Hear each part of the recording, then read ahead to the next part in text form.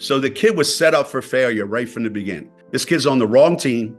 She's got the wrong skill set to handle, and she's a rookie. Caitlin Clark, the rookie storming arenas and rewriting the playbook, just handed Coach Geno Auriemma his most public loss, not on the scoreboard, but with a single quiet refusal that echoed worldwide immediately. The man crowned the czar of women's basketball now faces an unexpected backlash after underestimating a young superstar's worth. This is more than rejection. It's a strategic dismantling of an ego built on trophies and talking points. Stay tuned as we trace every slight, every snub, and the stunning fallout that followed.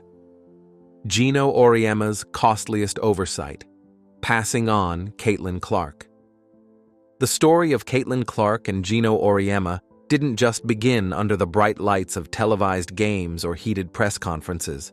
No, the roots of this rivalry stretch back years, to a time when Clark was nothing more than a promising high school player chasing a dream.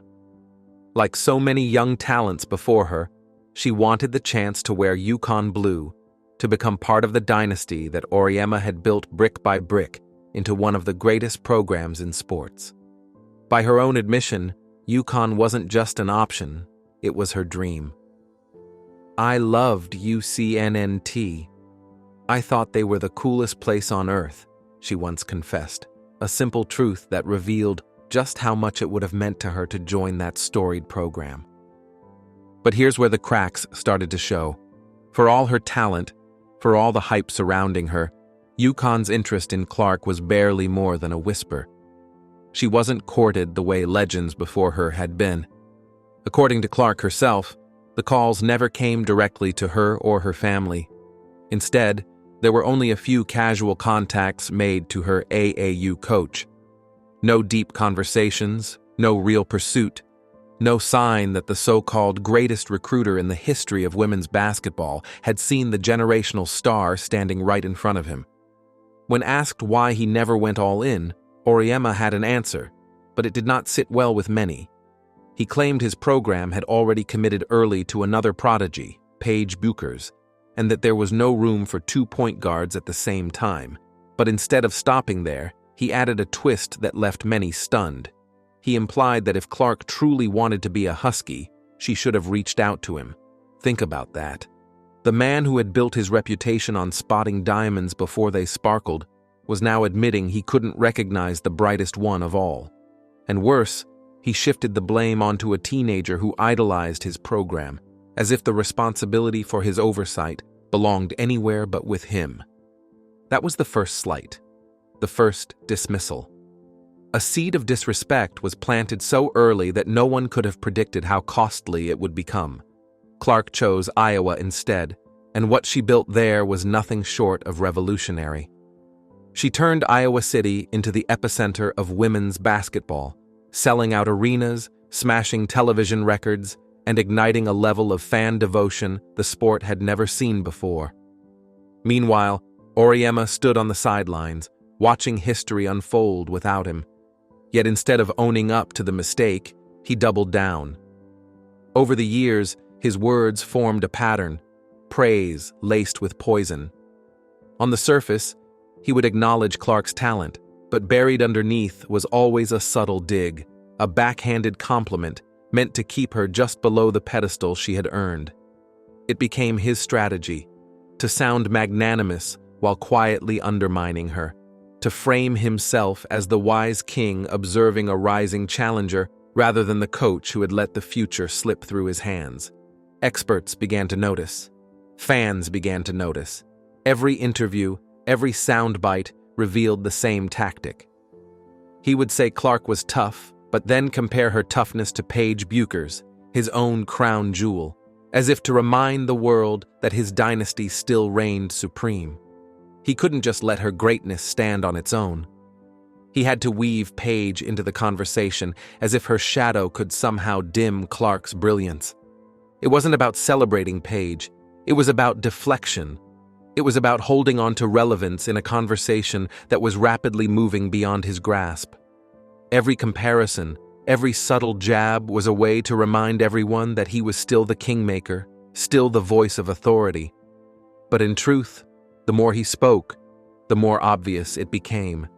Caitlin Clark was transcending the game in ways even he couldn't contain. And that's when the words turned sharper. His subtle digs grew into something louder, something harder to ignore. Not only did he aim his comments at Clark's accomplishments, but he also began targeting the millions of fans she had brought to the sport. The very audience that had turned women's basketball into a national obsession suddenly found itself in his crosshairs.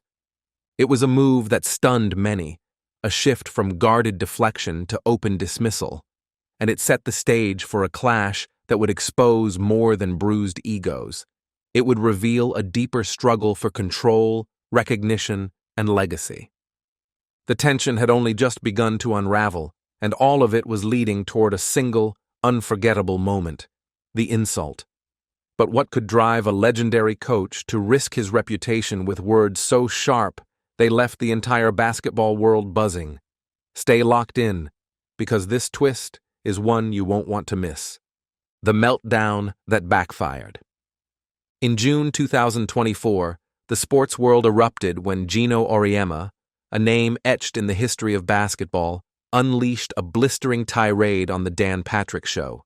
He didn't just criticize, he went for the jugular, branding Caitlin Clark's fans as clueless, delusional, and embarrassingly ignorant. His words cut deeper than simple skepticism. They struck at the heart of the very people who were breathing new life into women's basketball.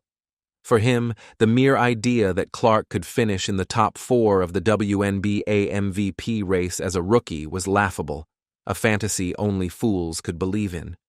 What he failed to realize was that by insulting her supporters, he wasn't simply questioning a prediction. He was igniting a movement. It was unprecedented. A legendary coach wasn't just taking aim at an emerging player, he was waging war on an entire community. Fans who had poured passion, money, and attention into the league suddenly found themselves labeled as the problem. Yet what unfolded afterward was the kind of poetic payback no one could script better. Clark didn't clap back, she didn't rant, she didn't demand respect. She simply played. And play, she did. By the end of the season, the so-called delusions of her fans materialized into cold, undeniable fact. Clark was crowned Rookie of the Year.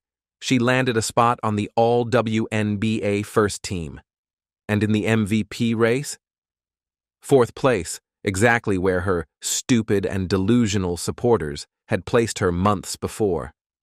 The effect was devastating for Auriemma's credibility. Every arrogant dismissal, every sneer at Clark's base collapsed under the weight of her dominance on the court. What was supposed to be his authoritative put-down became one of the most humiliating moments in sports commentary. He had set himself up as the all-knowing guardian of basketball wisdom, only to be exposed as a bitter figure clinging to a past the game had already left behind. Clark's triumph wasn't just personal, it was collective. Each shot, each win, each accolade was a victory for the fans who had been mocked, their faith in her now vindicated in the most spectacular way. But here's where the story twists further. As Clark's star rose higher, Auriemma's obsession deepened. He couldn't stop talking about her. The more she succeeded, the louder his commentary grew until it was obvious. She was lodged firmly in his mind, rent-free. His frustration morphed into desperation, peaking during a jaw-dropping interview where he tried to rewrite history. Instead of acknowledging that Clark had single-handedly shifted the landscape of women's basketball, he attempted to frame the entire surge in popularity as the work of gatekeepers like himself. According to him, the media, the fans, the sponsors, everyone had simply latched onto Clark's back, riding her like a wave that he and his peers had created. The audacity of it was breathtaking. By his logic, Clark wasn't the engine driving the sport forward. She was merely a passenger on a ride built by those in charge. It was a staggering attempt to seize control of the narrative, to deny Clark her rightful place as the rocket fueling women's basketball's meteoric rise. His refusal to give her credit revealed something deeper than rivalry. It revealed fear. To him, Clark wasn't just a gifted athlete. She was a threat to authority, a reminder that power in the sport was shifting away from the old guard who had long controlled the conversation. And that's where the real drama brews, because beneath every insult, every dismissive remark, and every desperate grab at the spotlight lies the question of power. Who truly shapes the future of the game? The old voices still clinging to control, or the new icons rewriting history in real time? It is in this struggle that the next act begins, one more explosive than anyone could have predicted. A tale that whispers into the shadows of rivalry and pride, where every move carries the weight of payback, the silent revenge. Yet what if this revenge was never about the game itself, but about something far more personal? Keep watching. Text wrapping break. Text wrapping break. How Caitlin Clark silenced a legend without saying a word. Text wrapping break. For decades, Geno Auriemma stood at the very top of women's basketball, cloaked in authority, praised as the all-knowing master of the sport. He wasn't just a coach, he was the gatekeeper, the man who decided what counted as greatness and who deserved the spotlight. His word carried weight, his approval defined legacies, and his presence shaped the narrative. But something unexpected happened when Caitlin Clark entered the stage.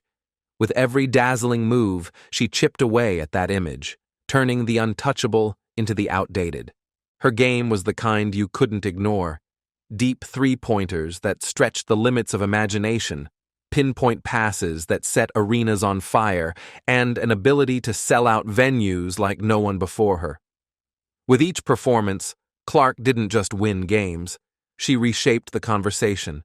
And the irony? She never did it to spite Geno. She wasn't out for revenge, wasn't crafting some plan to prove him wrong. She wasn't chasing his validation at all. Caitlin Clark was simply playing her game, being her fearless, unapologetic self. And in doing that, she accomplished something far greater than any direct attack could have. She stripped away the aura surrounding Geno, not through words or confrontation, but through undeniable proof. Silent revenge is powerful because it doesn't need dramatic speeches, social media shade, or fiery interviews. It speaks through results that can't be spun or dismissed.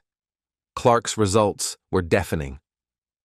By the end of her rookie year, the storyline wasn't about whether she belonged. It was about how completely she had rewritten the script, how she had shattered every doubt and flipped every insult into fuel for her legacy. Her numbers weren't just good, they were historic. Rookie of the Year, All-WNBA First Team, 4th in MVP voting. These weren't wild predictions from overexcited fans anymore. They were facts, written in bold across the record books. Everything Geno and his defenders had scoffed at, every jab he had thrown at her or her supporters, now boomeranged back at him with humiliating precision. The untouchable coach, once untarnished and unchallenged, suddenly looked small in comparison to a rookie who had never once needed to lower herself to his games. Most men in his position would have taken the loss and moved on. They would have accepted the new reality, that the spotlight had shifted, that a new star had risen, and that the torch had quietly passed to another generation. But Geno couldn't let it rest. For him, it wasn't only about Clark's dazzling game anymore. It wasn't about a single player outshining him. It was about what she represented. She had become a symbol of change, of power slipping from old hands into new ones. Clark wasn't just another star in the making. She was proof that the game no longer revolved around him or his dynasty. She stood for the new era of women's basketball, an era that valued individuality, charisma, and a direct connection to fans in ways Geno never could control, and that shift terrified him. So instead of bowing out gracefully, Geno kept pushing back, clinging to an old crown that no longer held its shine. He fought not just against Caitlin Clark, the athlete, but against Caitlin Clark, the movement. Yet the more he resisted, the more glaring the truth became. The era of Geno Auriemma was fading, and the era of Caitlin Clark was here. And that brings us to the breaking point, The moment where years of quiet jabs and subtle dismissals would erupt into something much bigger. The big rejection and humiliation. But what exactly happened that turned a cold war of words into an unforgettable blow that left the basketball world stunned? Keep watching to find out. Caitlin Clark's $1 million rejection that left Geno Auriemma humiliated. Geno Auriemma had always been seen as the mastermind, the builder of dynasties, the coach whose words carried weight far beyond the basketball court. But in recent years, he wanted more than just trophies. He wanted to be remembered not just as a coach, but as a visionary leader in the business of basketball. That's when he dove headfirst into a new project, the unrivaled 3-on-3 league. On paper, it looked like the perfect move. Backed by stars like Breanna Stewart and Nafisa Collier, the league promised innovation, excitement, and the chance to reshape how women's basketball was played and consumed. Yet despite the hype, there was one glaring hole. It had money, it had a structure, it had star co-founders, but it lacked something essential: a face. A figure that could draw millions of fans, new and old, into the stands and onto screens. Without a magnetic centerpiece, the league risked being just another ambitious idea that fizzled out. And everyone knew exactly who that missing piece was: Caitlin Clark. So, the league made its move. Reports confirmed that Clark was approached with an extraordinary offer, over $1 million for just 8 weeks of basketball. It was bold, it was record-breaking, and it was designed for one purpose: to make her the undeniable face of the unrivaled league. And behind it all, pulling strings and placing hope in a single decision, was Geno Auriemma. The same man who had once dismissed her, doubted her, and minimized her accomplishments was now the one with a checkbook in hand, asking her to save his project. The irony was impossible to ignore. Years earlier, he wouldn't even give her a phone call during recruitment. He brushed her aside in favor of other stars. But now, with the future of his business venture hanging in the balance, he was suddenly willing to pay her more than anyone else just to stand by his side. For many, it was the ultimate reversal. An ego once so towering now reduced to quiet desperation. And then came the answer. Caitlin Clark said no. One word, but powerful enough to send shockwaves through the entire sports world. She didn't just reject $1 million payday, she rejected him. She turned away not out of fear, not out of hesitation, but out of principle. By saying no, she made a statement louder than any headline. She didn't need his league. She didn't need his approval. And she certainly didn't need to build up the reputation of a man who had spent years trying to tear hers down.